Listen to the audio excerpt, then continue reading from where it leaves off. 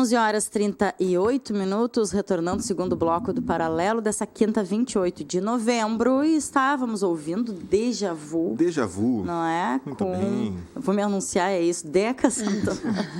É bonito, né, Rafa? Agora ficamos na dúvida, né? Se essa versão foi a que gravamos aí. Mas acho que foi com o Sherman Souza ali. Foi com a produção com do disco. E essa composição é do Bruno Acosta. Eu e ainda gosto muito mexi dessa música. com o Rafa, né? Bonito que as tuas tu não coloca, né? A próxima tem que ser, Rafa, a tua. Mas eu gosto dessa que eu posso fazer. Tá, E eu gosto da tua, já falei. Porta-bandeira de mim.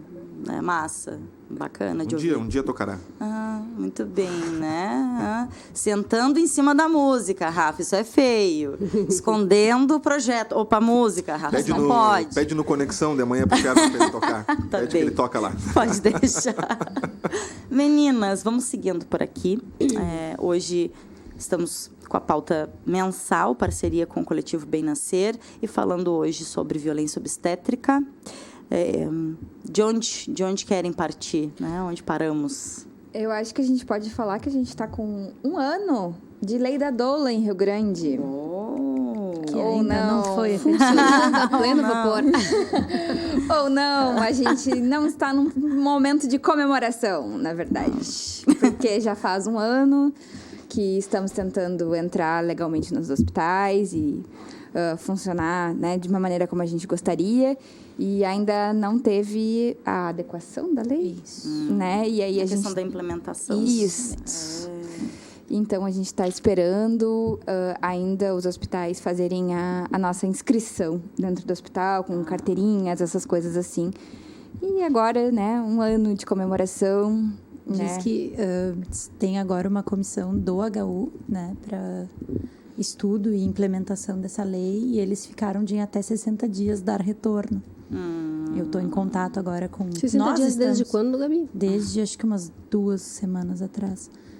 Agora, nós do coletivo estamos em contato com membros da comissão e também com a administração do hospital, com quem a gente já tinha se comunicado de forma oficial, de forma extraoficial, pedindo, né, a adequação da lei. Desde abril a gente está tentando por diversas formas, mas a gente sabe que às vezes as urgências do serviço público acabam se atravessando na frente, e a gente tem expectativa de que em breve isso esteja resolvido, né, para qualificar a atenção aqui para as gestantes do município. É necessário. Meninas, eu estou buscando aqui, que a gente tinha falado da questão da ouvidoria, né? E já encontrei aqui a ouvidoria do HU-FURG, né? E tem aqui, ó, o atendimento segunda a sexta, das 7 da manhã ao meio-dia e das 13 às 17, ou seja, da 1 às 5 da tarde. E aí o Disque Ouvidoria é 53, o prefixo de Rio Grande, 3233-0333. Então, 3233-0333. Tem também como clicar e fazer através do site e também enviar e-mail, que é ouvidoria.hufurg@ebser, com H no final, ebserh.gov.br. E estou aqui atualizando o da Santa Casa do Rio Grande, mas a Santa Casa tem, né, o telefone geral, né, 3233-7100, que é o que aparece em destaque aqui na busca, e dá para pedir o telefone da ouvidoria. Por ali consegue, né? Ou pedir para passar para a ouvidoria também, né? Eu ia propor também da gente falar, porque nós, no primeiro bloco, falamos de como a violência ela pode ser dependendo de como a mulher vê aquela situação, mas tem algumas violências que são inegociáveis, digamos assim. Eu acho que a gente pode falar dessas violências. Eu acho que a principal, que a gente ainda tem problemas, que as mulheres sofrem muito, é o descumprimento da lei do acompanhante, né? Sim. As mulheres muitas vezes são impedidas de ter um acompanhante da sua preferência, muitas vezes dizem, não pode ser homem, muitas vezes, na cesárea não pode, muitas vezes, só se a cesárea for marcada. Ou então nos exames não pode, o exame não, depois na hora de nascer te chamo. Não, a mulher tem o direito ao acompanhante todo momento. É verdade. Eu não deixei assim, né? Mas, não, agora entra só tu, na hora que for nascer a gente chama ele. Eu disse, não, olha ali a lei. Pré-parto, parto e pós-parto. Ele pode entrar comigo agora desde o exame. Daí, deixaram ele entrar. Sabe, gurias, que isso que a Gabi resgatou, na hora até que a gente estava falando, eu fiquei muito pensativa, porque tem, né, esse cuidado necessário que a Erika trouxe, do cuidado com a memória também, né? Porque eu vou problematizar e daqui a pouco desconstruir aquela memória positiva, afetiva que a mulher tem. Mas, sim, eu acho que algumas questões são inegociáveis e que não tem a ver com... mas é uma violência sob o meu ponto de vista e sob o teu não é uma violência igual. Porque tem muitas mulheres que se passam por procedimentos com violência num primeiro parto e, em seguida, 1 ano, 2 anos, 5 anos, seja o tempo que for, retornam, tem uma segunda gestação, uma terceira, e podem passar novamente por aquelas violências porque não foram informadas. E acha que é natural que era aquilo, violência. que é assim mesmo. E aí, depois, no segundo, vão querer uma cesárea. Por quê? Porque não vão querer passar pelo mesmo Exatamente. que passaram.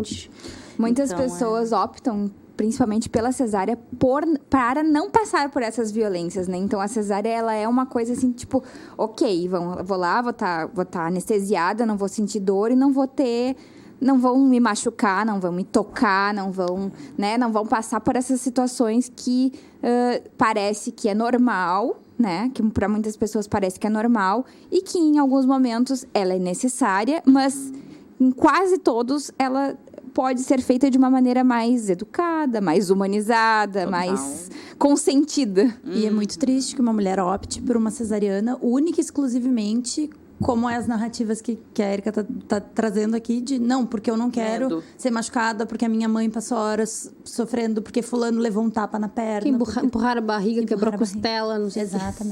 Exatamente. Então é isso, eu acho que essas violências são algumas que a gente não tem como negociar. Como, por exemplo, coisas que não estão baseadas em evidência em nenhum lugar, entendeu? Que os profissionais seguem fazendo porque sempre fizeram assim e sempre deu certo. Né? Como, por exemplo, o empurrar a barriga. O empurrar a barriga já não tem justificativa há mais de 30 anos. E a gente ainda tem relatos de mulheres que tiveram a barriga empurrada. Inclusive, eu vou indicar o filme, né? Filme, eu acho que quem se interessar pelo assunto, no Netflix, tem já as 3 edições. Não. 3 de um filme muito bom sobre isso e sobre o assunto nascimento em si, né? Que é o Renascimento do Parto. Então, tem os 3 volumes lá. São imagens boas, fortes, realistas. E é um filme documentário. E, assim, brasileiro. E é legal ver, assim, todo mundo, né? O pai, a mãe, a avó, a mulher que vai engravidar um dia, a mulher que tá grávida. A médica, o médico, enfermeira, enfermeira. Com certeza. Todo mundo, assim. Projetar nos não hospitais, tem... assim. Ai, as pessoas às vezes têm aquela receio. Ai, vai ter aquela sangueira, aquela coisa nojenta. Não é essa a ideia do filme. O filme, a ideia é passar a realidade, né? O que se passa nesse mundo. E vamos combinar que nojento é uma mulher sofrer violência, né? Exatamente. Isso é bem nojento. Então... Gurias, e outra que... Só destacar uma questão, vocês falaram da cesárea e que mulheres que, por vezes, optam por isso apenas pelo medo, né, de sofrerem violência. Mas as violências também acontecem nas cesáreas. Também. Ah. É porque elas têm a ideia de como elas estão optando por aquilo ali, vão ser tratadas com mais dignidade, né? E aí... Até pode diferente. Em geral, assim, mais né? violência no parto normal, né? Porque a cesárea é uma coisa assim, tipo... É uma cirurgia, né? E é super assim, vai acontecer isso. A mulher já sabe o que esperar. Claro que podem acontecer intercorrências. É que as outras coisas que são as violências que acontecem normalmente na cesariana, a gente não considera como violências ainda. Como, por exemplo, na cesariana, normalmente o bebê fica as primeiras horas de vida longe da mãe. Se existe uma violência maior contra um recém-nascido do que sair do corpo da mãe dele, onde ele ouve barulho quentinho, e ir para uma sala sozinho, esperar a mãe dele por infinitas horas. Porque para um bebê recém-nascido, 4 horas de uma recuperação são infinitas horas. Ficar sozinho num berço aquecido ou no colo de outras pessoas, eu desconheço. Mas é que a gente ainda não considera os direitos do bebê enquanto violências, né? Então, a gente assim, e pelo menos não vão estar me cortando, não vão estar me batendo, o que é um motivo digno, Bom, vão né? estar cortando, né? Mas... Só que a gente precisa também conversar sobre esses outros direitos. E não é deixar de fazer cesariana, mas fazer as cesarianas e também respeitar os bebês, melhorar a assistência. E tu pode ter um plano de parto para cesariana também. Verdade. Né? Tu pode exigir que teu bebê fique contigo ali, né? Porque ele pode ficar contigo na recuperação. E o teu acompanhante, né? E o teu acompanhante. Não tem a necessidade de tu ficares sozinha todas aquelas horas no período de pós-operatório. E às vezes, outra coisa, né? Às vezes as pessoas... Por isso que eu digo que a informação é tudo, né? Que não estão informadas, às vezes não passam por uma violência obstétrica, mas sentem que passaram. Por exemplo, me deixou sofrendo lá não sei quantas horas, me deixou sofrendo 8 horas lá em trabalho de parto, era para ter feito uma cesárea. Entendeu? Mas quando a gente tem informação, a gente sabe que é um tempo normal e natural de um trabalho de parto. Né? Eu acho que é justamente isso, assim, quando eu montei esse tópico, eu pensei justamente nessa tua frase, assim, aquelas coisas que a gente acredita que tá sendo violentado porque a gente não tem informação, né? Então, quando as pessoas dizem, várias vezes a gente pergunta, e aí, como é que foi a tua experiência? Nossa, eu sofri 20 horas... né? E, nasceu de parto vaginal. Nasceu, mas eu sofri 20 horas. Não tem aquela lembrança de que foram 20 horas de um trabalho, de uma situação onde mudou a vida dela. Não tem aquela memória positiva daquelas 20 horas. Porque para ela foram 20 horas de abandono, né? De abandono, de dor, de um sofrimento. Podendo ter abreviado com uma cesárea daqui a pouco, né? Exatamente. Isso também é cultural, né? Essa compreensão, esse entendimento, né? Mas é que a gente não tem a preparação, né? Quando a gente vai, por exemplo, no serviço de pré-natal, tanto no público quanto no privado, ninguém senta pra gente e explica, olha, o trabalho de parto dura em média 12 horas. Média é 12, bueno, pode durar 6, pode durar 20, né? E pode acontecer isso, no início tu vai sentir tal coisa, depois tu vai sentir tal coisa. Se a mulher sabe o que aquilo tá acontecendo, por quê, qual é a finalidade, ela não a vai tendência é ficar aquilo, mais tranquila, né? Ela sabe o processo que ela tá passando, mas se uma mulher é largada no escuro, vendada, né, sobre um processo que ela nunca passou antes, é óbvio que vai ser um sofrimento, né? E nisso entra o papel da doula também muito importante, Com né? certeza. Tem vários médicos que relatam que a paciente lá com a parturiente lá com a doula é muito mais fácil de lidar. Ela sabe o que vai passar, né? Sabe que é importante isso, que é importante aquilo, que aquela dor faz parte, né? Como lidar nas contrações, o que fazer, né? E acaba sendo mais fácil até para a equipe, né? Aquela gestante ali. Sobrecarrega muito menos, né? A equipe. Meninas, 11h50, temos aí 5, 6 minutinhos para encerrar. Eu acho importante a gente falar sobre consentimento, né? Que todas as intervenções feitas no corpo da mulher, elas são sobre o corpo da mulher. Então, independente delas terem uma indicação expressa ou delas serem de indicação questionável, a mulher tem o direito de ser informada, né? E de consentir, de de assentir, de dizer que sim, que aceita ou que não aceita, nos casos em que for possível não aceitar, para qualquer coisa que acontecer no corpo dela.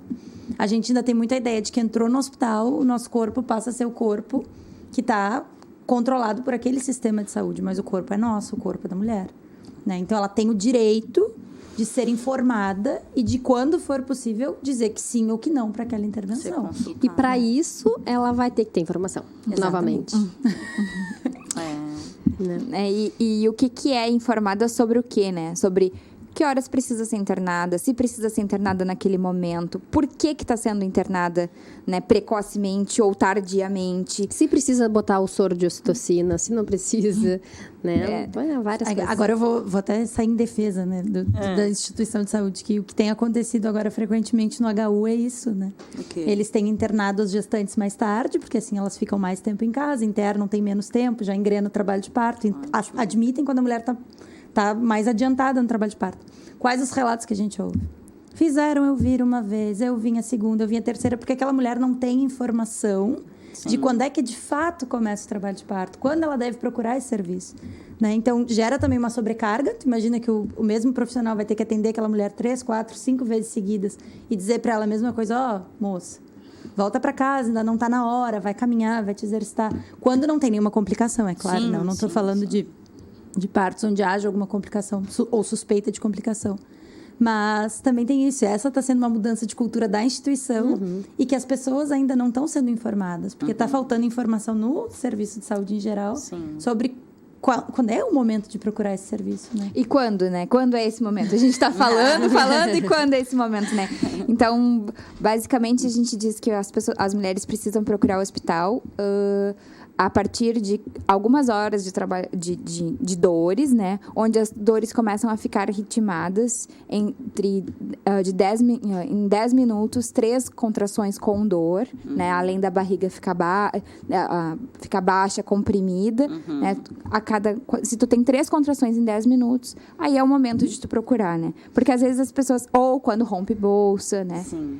Quando rompe bolsa, não sai correndo de casa. Não sai. Ainda tem tempo. Não vai cair, a não ser que tenhamos mecônio, né? Ou um sangramento considerável, né? Porque às vezes tem um sangramento rosado, alguma coisa assim, e aí a pessoa se assusta. Mas tu sabe diferenciar o que é um sangramento quando é uma coisa assim, tipo... sanguezinho ali. É um sanguezinho ali presente, né? Não corre. Sim. Não corre. Tem bastante tempo, tem bastante horas ainda pra gente esperar. Como identificar o mecônio? Normalmente o líquido amniótico, né, quando rompeu a bolsa, normalmente ele é bem translúcido, clarinho, né? Quando tu vê que ele tá mais amarelado ou esverdeado ou grosso até, né, é quando tem mecônio. Quando tá grosso, papa de ervilha, que a gente chama, é perigoso. Aí, mecônio é o cocô do nenê. Aí, sim. É o cocô, entre aspas, ali, né? Sim. Mas se tu vê que tá amarelado ou amarronzado, já tem um mecônio ali, e aí tem que ir pro hospital mesmo para monitorar de perto. Não que vai ser um indicativo de fazer cesárea, porque não é, tá? Mas tem que estar monitorado o bebê. Sim, tá bem. 11h54, gurias. Um minutinho para finalizar. A gente faz reuniões mensais, né? A gente fez uma agora no meio do mês. Acredito que até o meio do mês de dezembro a gente faça outra reunião. Geralmente em espaços públicos. A última foi na Avenida do Cassino. A gente avisa sempre pelo @coletivo Bem Nascer ou pelo Facebook, Coletivo Bem Nascer Parto Humanizado. A gente avisa antecipadamente, uma semana mais ou menos, para a pessoa se organizar. Pode ir mães, pais, crianças pequenas. A gente tem sempre uma sacola de brinquedos para entreter. Qualquer pessoa que tenha curiosidade sobre o tema, que queira falar de algum tema específico. A gente sempre tem alguns temas pré-definidos, mas vai depender muito do público que a gente tem para a gente falar sobre aquele assunto ou não, né? Então, a gente fica aberto para qualquer dúvida. Todos os encontros são gratuitos, né? Bem lembrado. Maravilha, meninas. Então, 11h55, Rafinha. A gente vai se despedindo por aqui, muito disciplinadas e disciplinado hoje, né? Não passamos do horário. Lembrando que essa edição do Paralelo 30 reprisa, tá? Hoje às 23 horas, às 11 da noite, no canal 15 da NET e também através do streaming no site www.furg.com.br. Agradecendo as meninas aqui. Em dezembro a gente volta. Obrigada pelo espaço mais uma vez. Nós que agradecemos, né? Essa parceria que temos mais uma edição aí para fechar o ano, mas que segue a parceria pro ano que vem. Coisa boa. Certo. Então vamos nos despedindo por aqui, Rafinha. Beijos beijos para as crianças. Beijos, Helena favor. e Atena. Beijo, Joana. Beijo pra Amora, beijo pro meu pai que tá me assistindo agora. Muito bacana. Beijos para todas e todos. Amanhã a gente volta com mais Paralelo 30 ao vivo às 11 horas da manhã. Até lá. Hey! Arriba!